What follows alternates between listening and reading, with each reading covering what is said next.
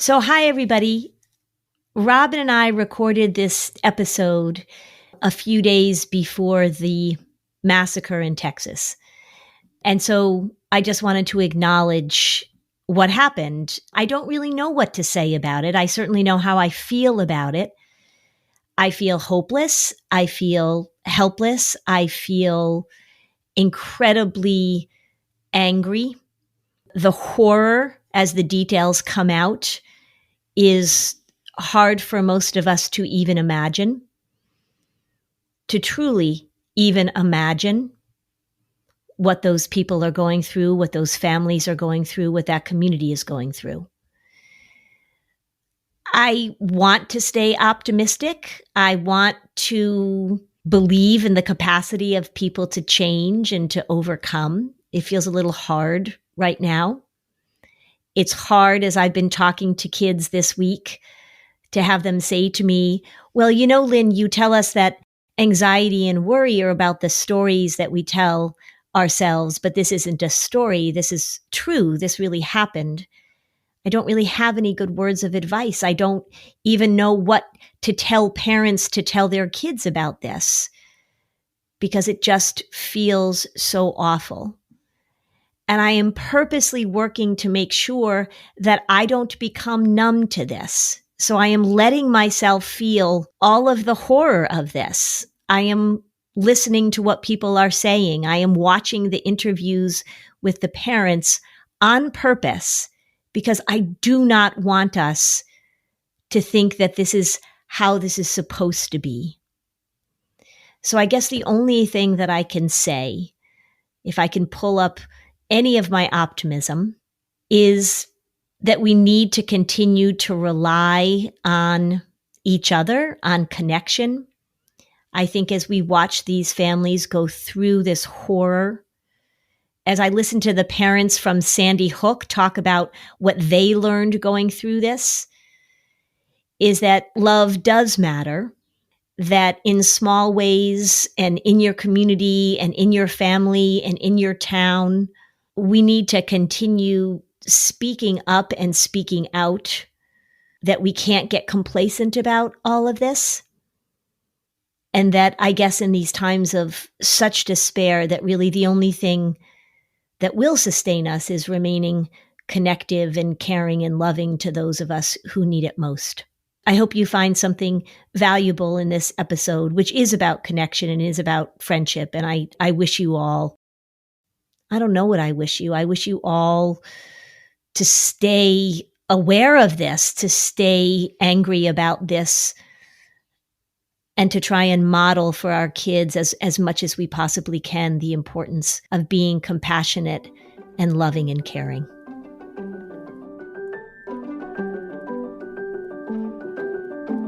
Welcome to Flusterclux with Lynn Lyons, where we talk about a family's anxiety and other big feelings. Serious stuff without being too serious. I'm your co-host Robin, and I'm Lynn's sister-in-law, and I'm here to ask your questions. And I'm Lynn Lyons. I'm an anxiety expert, speaker, mom, and author, and I've been a therapist for over 30 years. Parenting can be a flusterclux, and I'm here to help you find your way, and I'll even tell you what to say.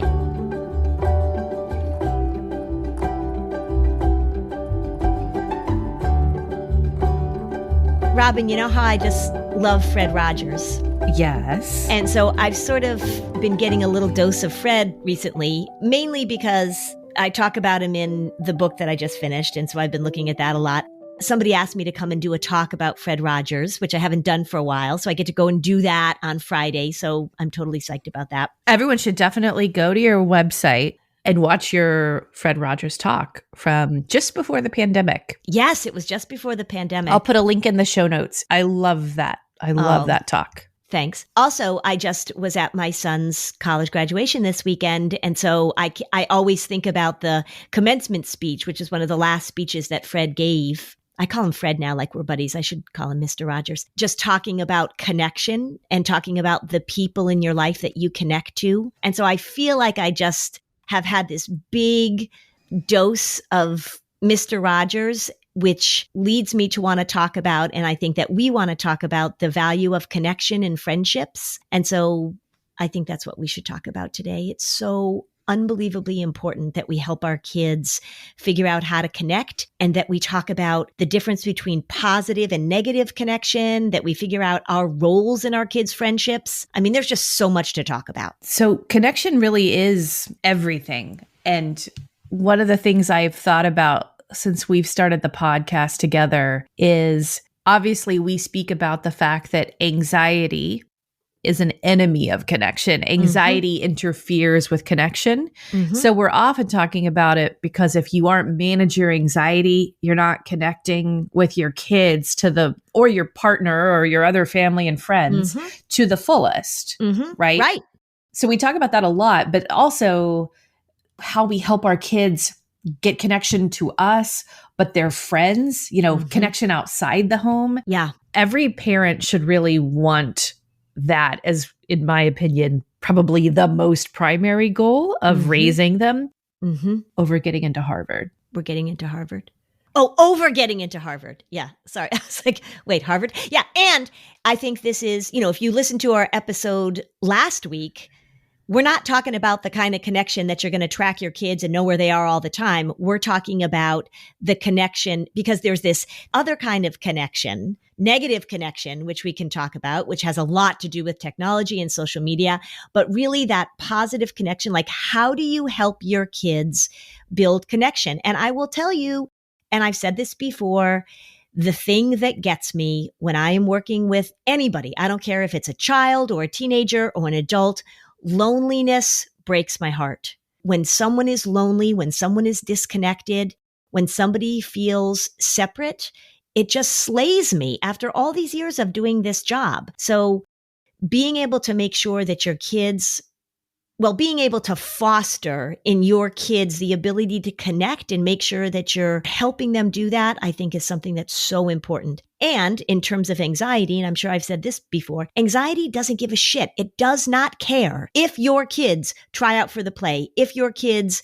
go to a sleepover, if your kids go to camp, if your kids go to school, if your kids get their driver's license, if their kids get a job. When anxiety shows up, anxiety says, no, thank you, I'm out. And so we really have to pay attention to that. And we have to pay attention to what we model in terms of our own connection. It's just vital. Anxiety doesn't care if you connect, because anxiety is all about, like, if that feels uncomfortable or if that feels scary or if that overwhelms me, anxiety says, oh, no, thank you, we're out. Right. Anxiety says, I don't want you to be judged. Let's avoid other people. Because remember, anxiety wants certainty. Anxiety wants to know exactly how things are going to go. And if it can't have that certainty ahead of time, then it says, no, I'm out. I'm out. So if we think about social connection, if we think about relationships, anxiety doesn't want anything to do with the messiness of that. And yet it is so, so important that we allow our kids to step into the messiness of that we allow them to figure these things out, that we're there to support and love, but that we make sure that we are not getting in the way of their connection, that we're not determining their connection, that we're not modeling negative connection. All of these things are so important because friends are key to kids' social development, to their happiness, to their mental health. Key. Friendship and connection is key. Let's talk about what are the ingredients that make connection the authentic good stuff. Well, just spend a moment or two thinking about the person or the people, the friends that you connected to when you were little. Little kids feeling as if they can be playful and that children are going to include you in that playfulness. So connection for little kids is really literally about connection. This is why they walk up to each other at the playground and they say, hi, my name is Pete and I'm 6. What's your name and how old are you? And they're just taking this little quick inventory. Oh, hey, I have a truck like that too. Hey, do you like Legos? They do this little interview to figure out what do we have in common and how can we connect in our play.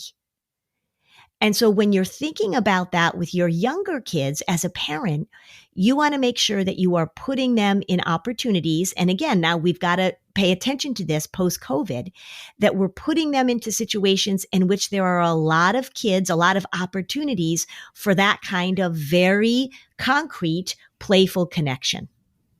That's where we start with little kids.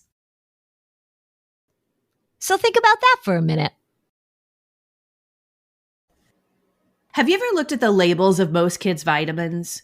So many are actually filled with so much sugar, they're more like candy. Our sponsor, Haya, is made with 0 sugar and 0 gummy junk, yet it tastes great and it's perfect for picky eaters. I've actually been taking them.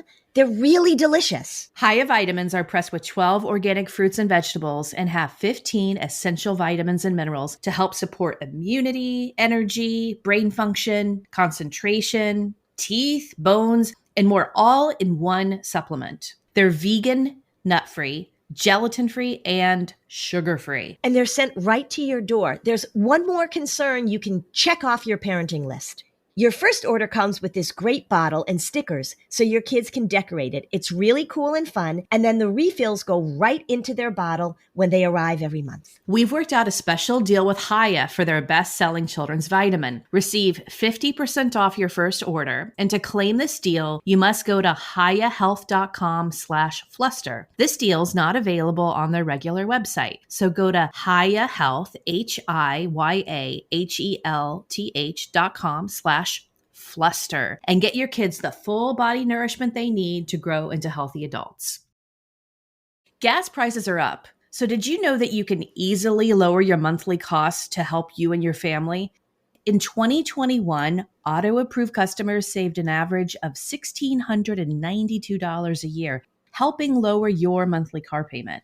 Auto loans are still historically low, so get more money for what matters most with Auto-Approve. Auto-Approve offers auto refinancing and auto lease purchasing. Vehicle refinancing can be a pain, but Auto-Approve is your advocate, getting lenders to compete to get the best deal that's right for you. Auto-Approve talks you through every step and even handles the DMV paperwork with top marks and customer satisfaction. With Auto-Approve, vehicle owners can lower their monthly payment, get a better rate, or both. Get more money for what matters most with Auto-Approve. That's more money for a family vacation. I could easily spend that money on plane tickets. Yes, you could. To find out how much you could save, get your free quote at autoapprove.com/Atalyst. That's ADALYST, autoapprove.com/Atalyst. Not only will they save you thousands on your auto loan, but for all of our listeners that refinance through Auto-Approve, they will send you $100 cash to your mailbox.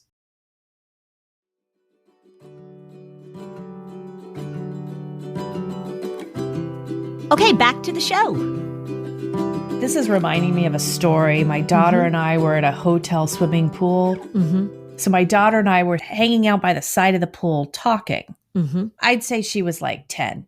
A girl, maybe 8, comes up to her and says, "Hey, do you want to play?" And my daughter looks at me because she was like, "No, I got my mom to myself. I want to be with my mom," is what I know she's thinking. And so she said to her, "Hang on one second." So she talks to me. She's like, "I really don't want to go play with her. I want to talk to you." And it was a teaching moment. And I said, you know what? It takes great courage when you approach someone to play. She's putting herself out there. So why don't you say, "I'd love to go down the slide with you, but then I'm going to go back to my mom because we're going to try and talk while my little brother's busy." So because like, who cares? She's going to go down the slide once. But the reason why I had that conversation with her is because I wanted her to remember that later on. Yeah. And I think when we talk about connection and we talk about friendship, it has to start somewhere, right? And what's the opposite of connection and friendship is rejection and loneliness. And so I think that's a wonderful story because what you were saying to your daughter is you were saying, recognize that somebody is taking a little bit of a risk and stepping in. Right. They're making themselves vulnerable. They're asking to play. And I think that from a very early age, you can help your kids recognize that. Somebody says, "Hey, do you want to play with us?" Or, "Hey, do you want to try this?" It's really a good experience to have of being able to recognize that somebody is approaching you and somebody is inviting you, right? Particularly if you have a child that's a little introverted, a little shy, a little more cautious, you may have to coach them a little bit in that. You may have to coach them also to be the one who goes and invites, to be the one who goes and includes. So it starts very early in sort of in teaching these skills of connection. Little rom-com interjection. Yeah, go ahead. This grows all the way to adulthood and romantic relationships. Mm-hmm. As Julia Roberts says in Notting Hill, I'm just a girl standing in front of a boy asking him to love her. Thank you for letting me just think about Hugh Grant for a minute. And I remember watching that movie and realizing that whenever people really do put themselves out there for love, the world isn't looking at them, judging them negatively. They're rooting for you. Yeah. That's a universal truth, which also means that we shouldn't be so vulnerable with that desire to connect. And yet it's so easy to go there and feel afraid. Yeah, I love that.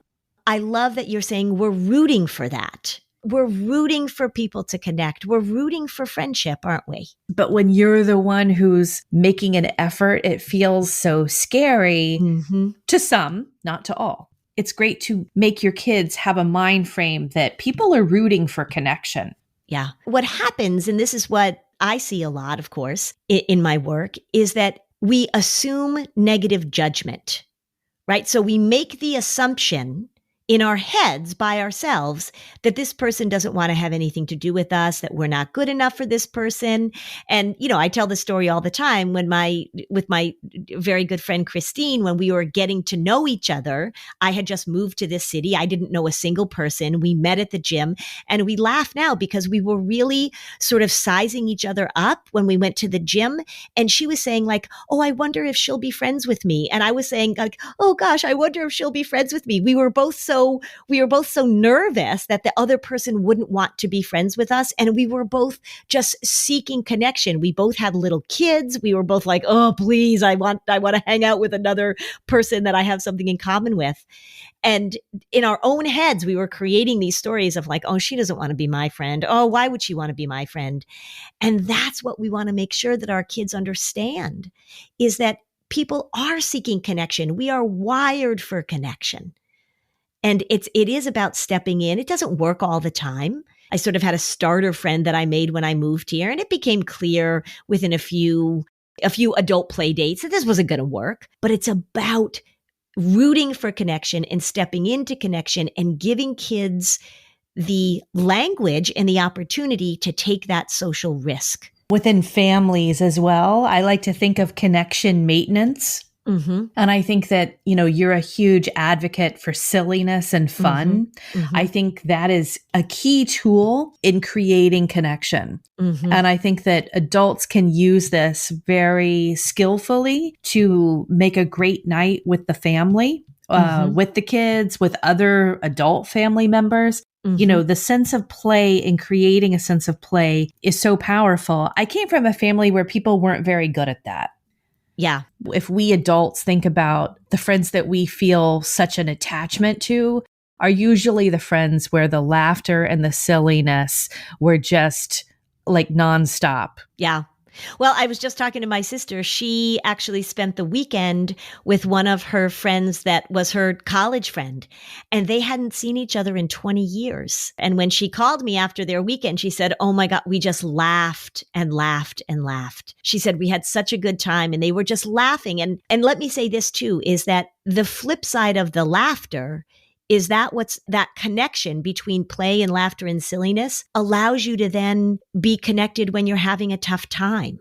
I don't want it to be interpreted that we're saying, well, we want to have connection based on silliness and play and laughter. That sets up the ability to then call your friend when you're crying, call your friend when you're devastated, knowing that that friend is going to be there when you suffer some sort of loss or some sort of difficulty. That free emotional expression, it's really vulnerability. We don't think about vulnerability in sort of playfulness and silliness and laughter, but it's there, isn't it? Oh, it's very much there. Yeah, especially when you're laughing and you wet your pants. You're very vulnerable during those moments, right? Yeah. Like a hypothetical. If someone were to do that, for example, that might happen. But I think it's really the strength of connection, making sure. So this is something that I really want everybody to think about, because when we talked about the little kids and how they sort of march up and say like, hey, do you want to play? And then it gets more complicated as you move into middle school and high school, one of the things that happens in middle school is that a lot of relationships shift and change because you're beginning to figure out who you are and who you want to be friends with. A lot of those younger relationships and friendships that you have start to go by the wayside because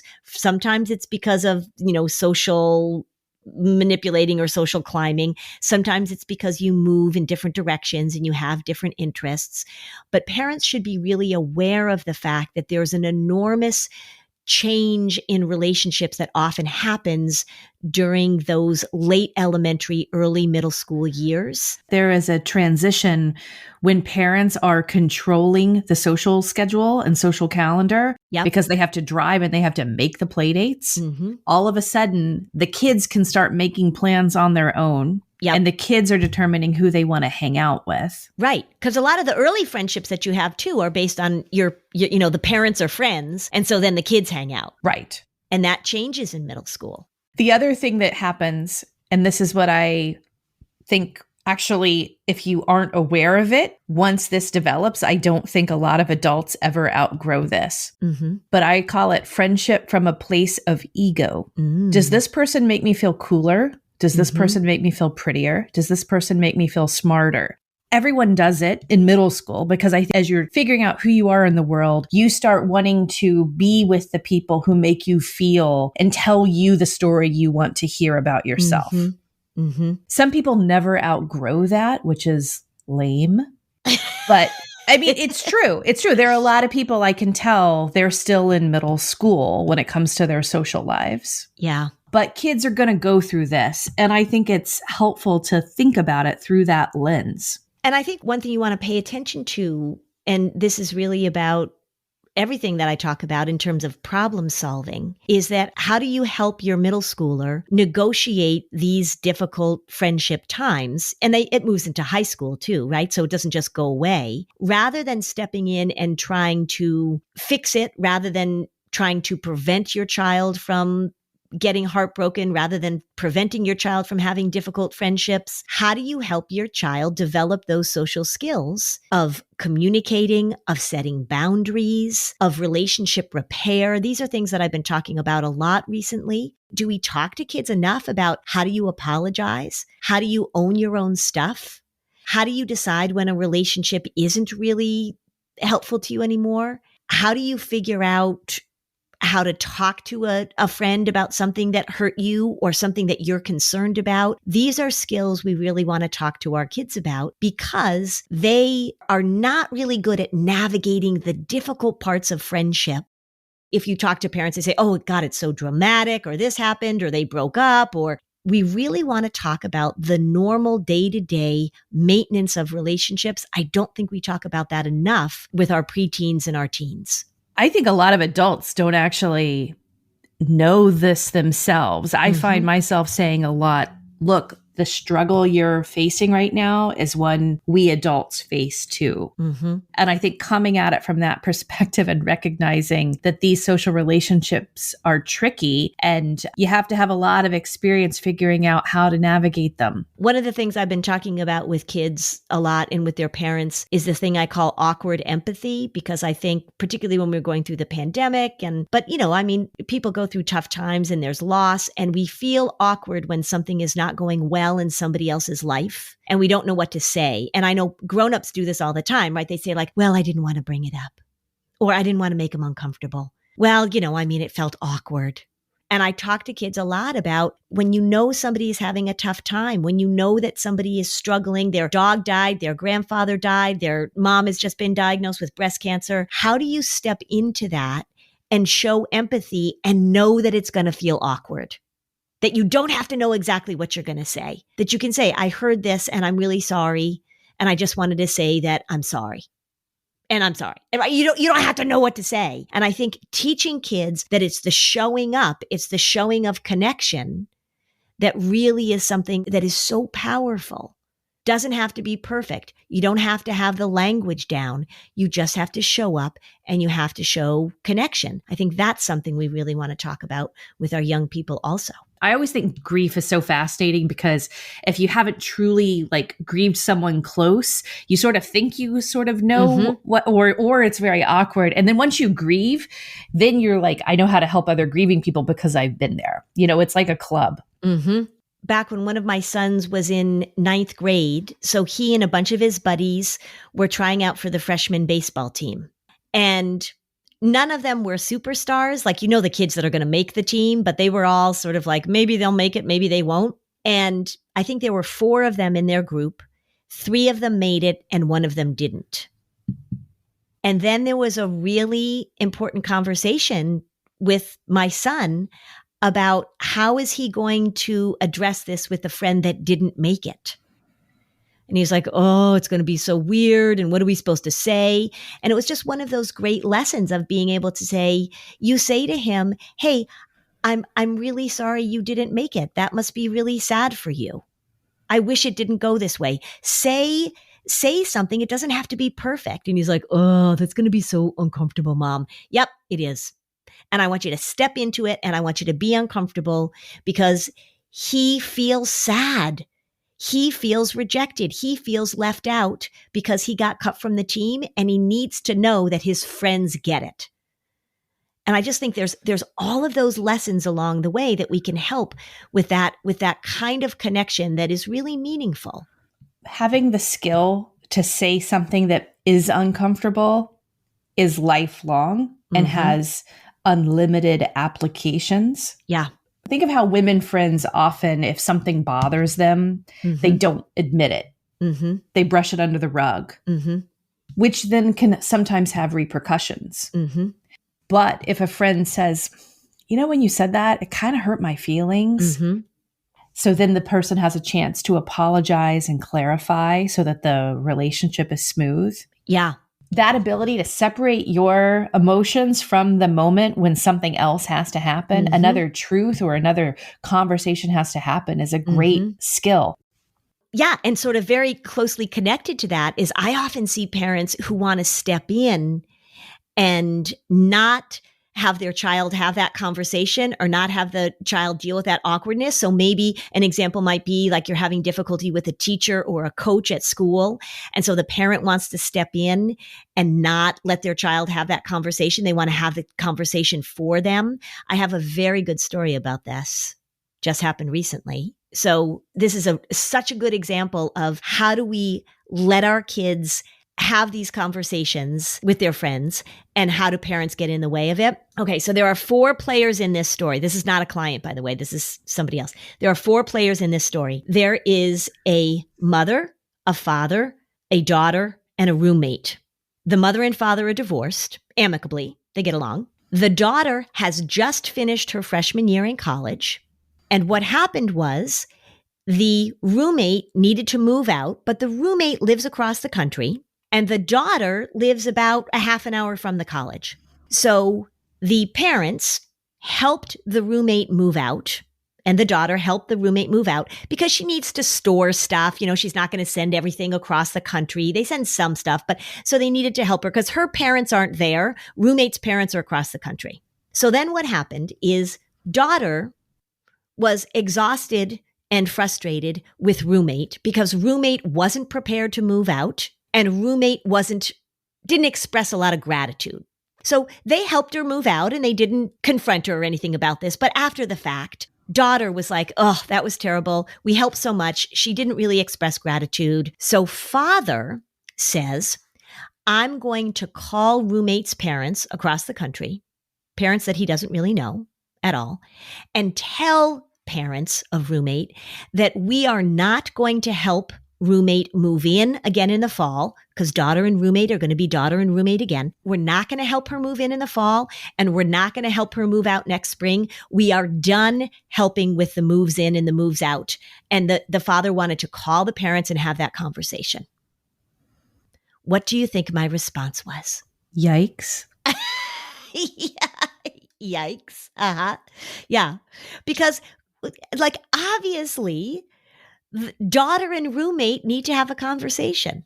Right. And daughter can also decide that she doesn't want to have a conversation, but maybe she's just going to, because this is going to be a biannual event, that she doesn't have to have the conversation if she doesn't want to, but she can suck it up and she can deal with her roommate and moving her out. And mother said, we're happy to help move. Told father, please don't call. That's very intrusive. You don't need to do that. But the idea that this dad, who's a very loving, caring dad, was going to call the roommate's parents across the country and say, we are no longer helping because your daughter didn't express enough gratitude, right? Oh my God, these are 19-year-olds. Let them have the conversation. Let them have the conversation. I couldn't even believe that the father was going to do that. What? Oh my God. Yeah. What did he think would happen? Yeah, that was my question, right? What do you think is going to happen? How do you think this is going to go? Because these two girls have to move back in together for their next year in college. What did he think was going to be the result of that? And what lesson are both of them not going to get? Because if these two young women who are very capable, intelligent women, if they can have this conversation and work this out, right, all the better. But to have the parents step in and call the other parent in college? Ugh, no, not a good idea. That's sort of an extreme story. I guess maybe it's extreme, maybe because of the age. But think about all the ways, parents, that you step in to try and manipulate the connection to decide which friends your kids are going to have and which friends they're not going to have based on all sorts of things, right? When you were talking about ego, Robin, who do you think your child should be friends with? I think that's a very toxic, very common energy. Mm-hmm. I know of a situation in my family where that played out, and the mom never thought that the child's friends were the friends that she wanted, and therefore always belittled the friends. And think about then what her child absorbed from that. They're not good enough. I must not be good enough. Right. Connection is going to always be a challenge for me. Mm-hmm. No matter what group your kids end up with, embrace if it's a group, right? Right. I mean, to an extent, I mean, I know there's negative connection too. Right. Well, and I think what it goes to is that you want your child to be able to connect. The goal is not to go in and orchestrate the connections that your children have.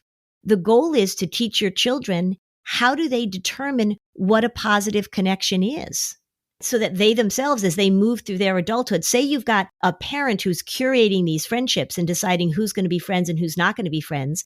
How do you then learn to choose good friendships, to choose good roommates, to choose a good partner in life? The goal is not to get in and forbid, right? We know how that goes, right? I forbid you to see this person, but instead to help them develop the ability to say, this isn't a good match.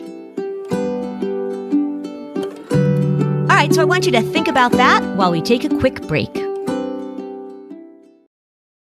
Life can be overwhelming, and many people are burned out without even knowing it.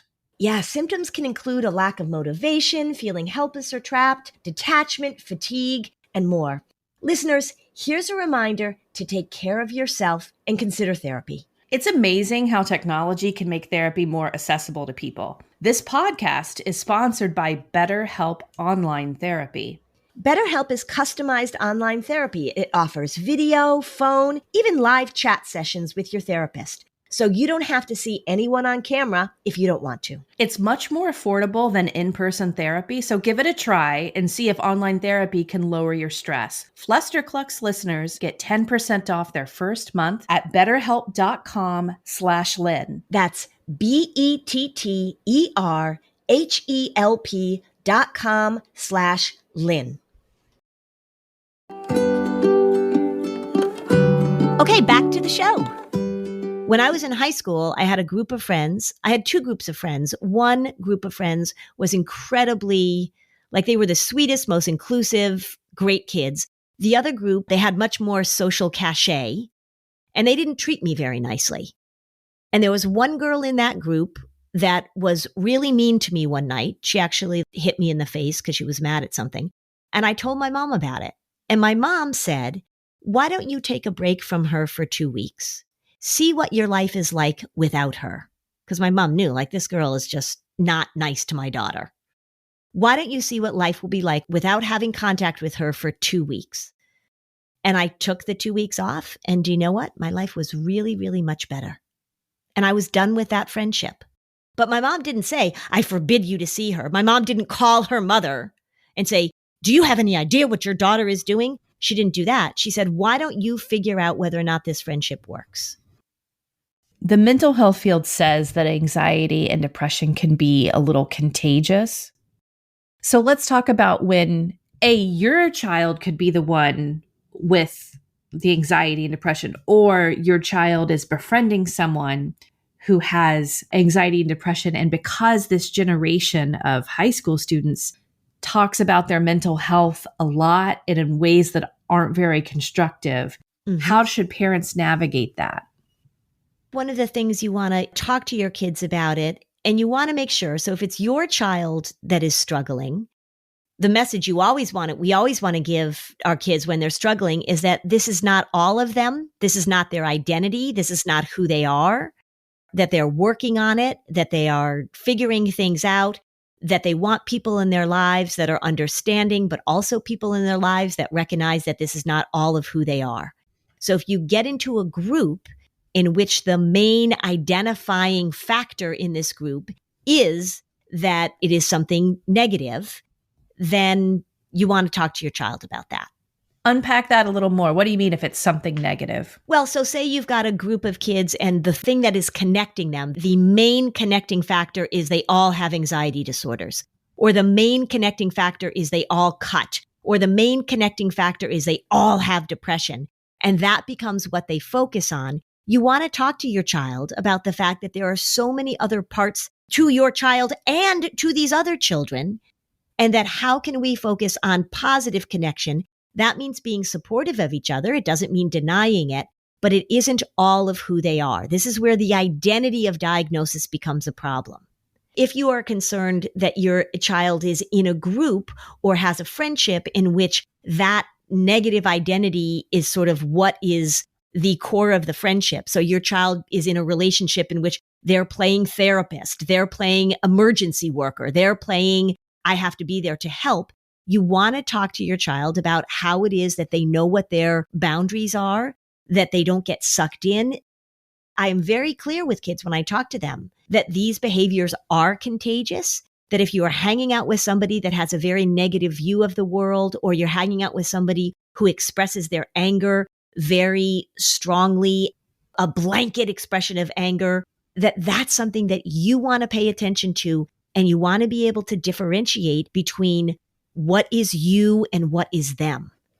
And that skill, particularly during a time when peer connection is so important, is really important to talk to your children about. Eating disorders, we know that the behavior can be contagious. We know that in certain support groups for adults, that the behaviors get handed around rather than differentiating and focusing on the development of positive connection. We get this negative connection thing going on. And it can be in not that dramatic ways. It can be the negative connection is being a group of bullies that are mean to other kids. The negative connection can be about substance use. The negative connection can be just about mean gossiping, right? Mean girling. And you want to help your kids recognize that as contagious as those behaviors are, they want to separate out who they want to be in a friendship, who they want to be in their relationships with other people, and where do they draw the line. This is a hard thing to do socially. We know it. There's something called risky shift, where kids and adults will do something that is riskier in a group than they would do individually. So how do you help kids establish what their moral code is, what their values are, and what they will and won't accept in a relationship? All of that stuff, it needs to be talked about, because this is all a part of both positive and negative connection. It's the old line of, if they jumped off a bridge, would you jump off a bridge too? And the answer, what we know about, about social relationships is like, yes, I would. And that's what you have to pull that back. You have to work on that with them. It is really, really hard. That's that scene from the first Harry Potter movie. So when Neville wins the points and wins the House Cup for Gryffindor, and Dumbledore says, Standing up to your enemies is hard. Standing up to your friends is harder, right? We want to talk about these connection skills, these relationship skills with our kids a lot. We want to help them figure this out. We don't want to step in.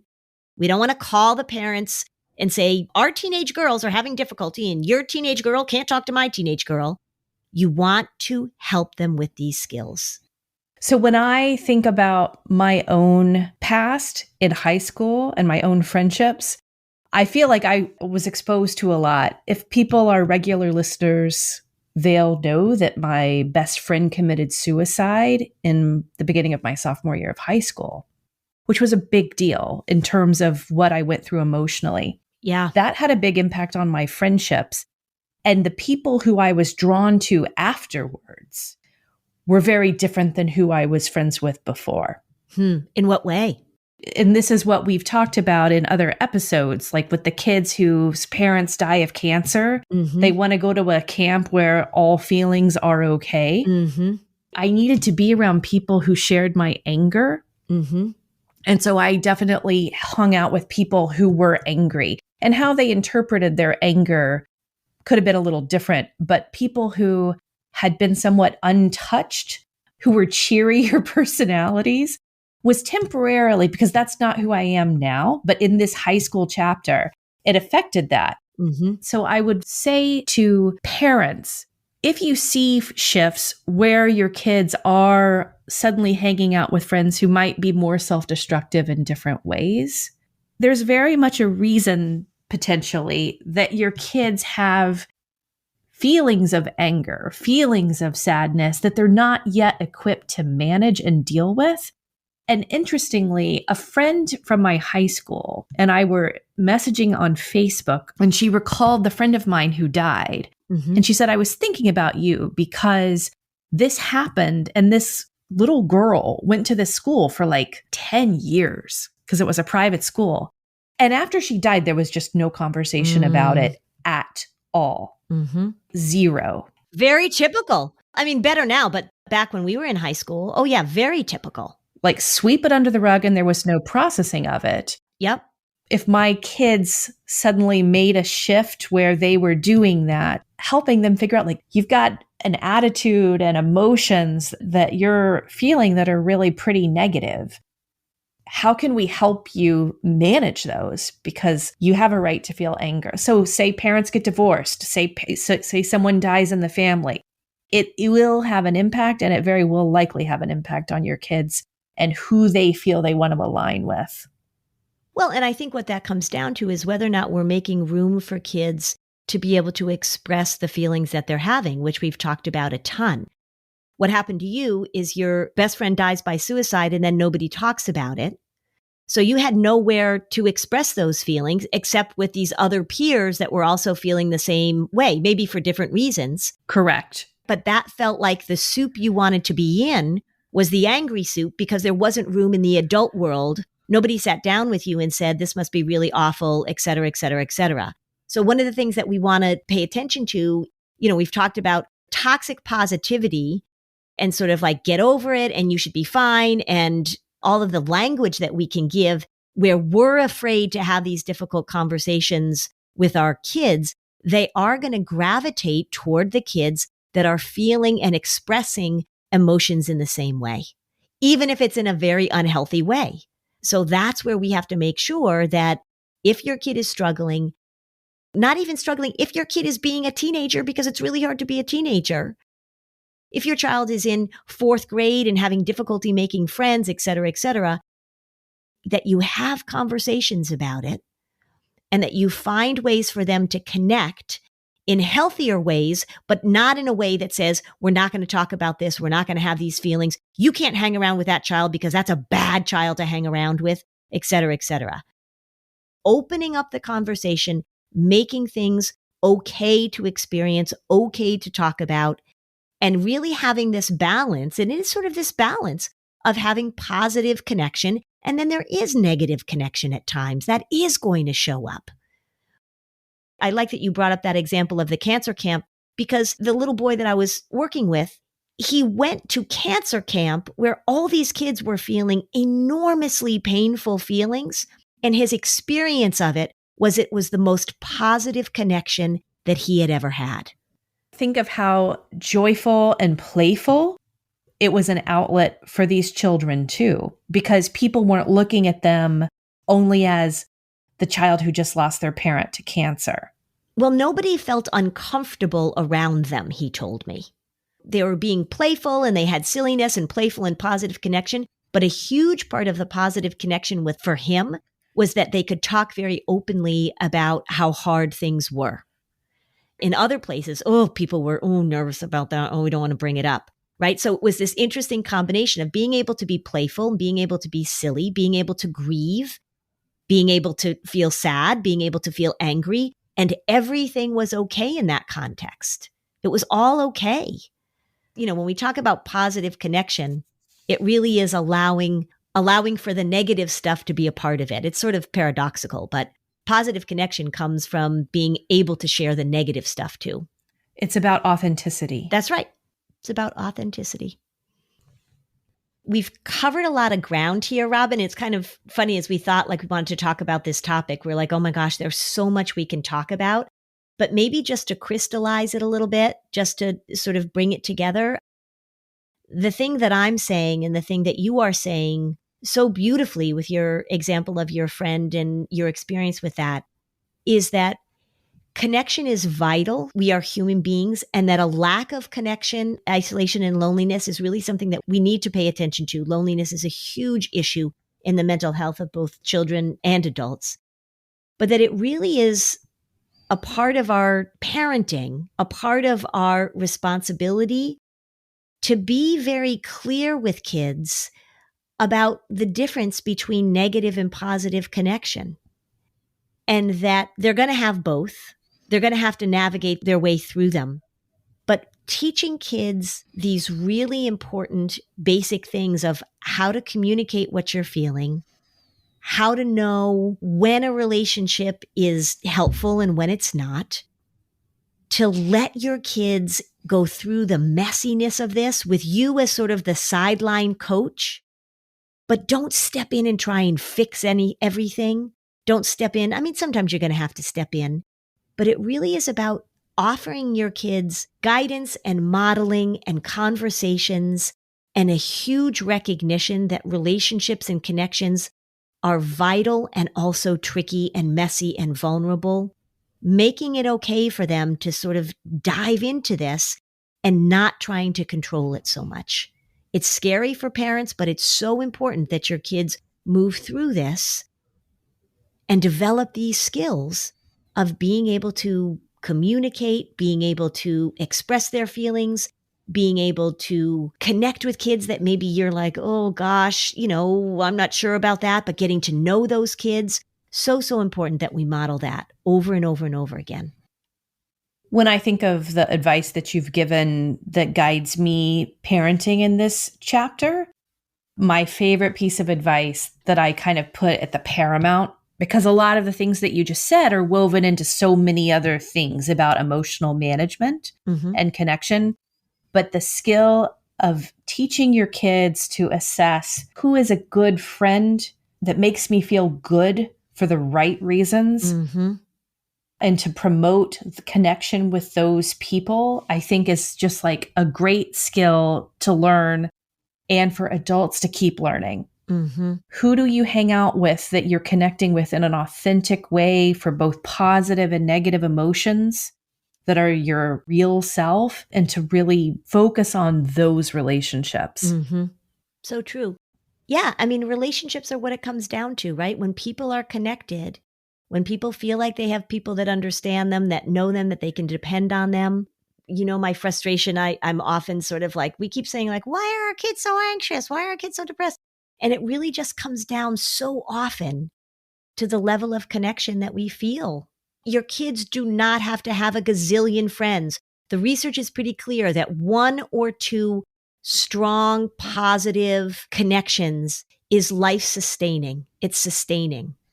And it may be the same for adults as well. The goal is quality, not the quantity of the click. Yes. At any age. Yeah. Okay. So on that note, I will tell you my weirdest click story ever. Okay. I got invited to go on this mom's weekend, like this girls' weekend, very alcohol focused, and I don't drink, but whatever, blah, blah, blah. The year before they were having this girls' weekend, and I found out and I didn't get invited, and I was really, really sad. So then the next year I got invited. But here's what happened. One of the women on the girls' weekend had just gotten breast implants. Some people on the girls' weekend who were allowed to know she got breast implants, and there were other girls on the girls' weekend, women, that were not allowed to know she had breast implants. And I drove to the girls' weekend with one of the women who was not in the in group of knowing about the breast implants, but found out about the breast implants. And it was a very awkward weekend. I'm just saying, this is what women do. Not on our mom's weekend. Yeah. But it was so weird. This is an experience I had. I'm like a grown-ass woman. And it's sort of like, who knows she's got new boobs and who knows she doesn't.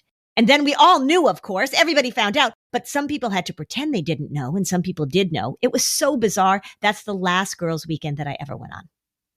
I don't blame you. Yeah, I was done. It was just too much. And it went downhill from there. We're too old for that. I know. It just shows when you're in the right sandbox, it matters. It does And when matter. you're in the wrong sandbox, it's really obvious. It only becomes more obvious as you get older. It was so bizarre. Like I was observing it as it was happening. It was like, okay, so this is weird. So I just have to ask you, Yeah. How was your skill of differentiation in that moment? I'd like to believe that you were like, okay, not again. Yeah, not again. It was very clear very early. And again, it got worse from there. Like more things happened. I do not like those. Yeah, I do not like that, Sam. I do not like boobs and booze girls' weekends. So join the Facebook group so that you can ask Lynn your question on an upcoming episode. Thanks for joining us on another episode of Flusterclux. Bye, Robin. Bye, Lynn.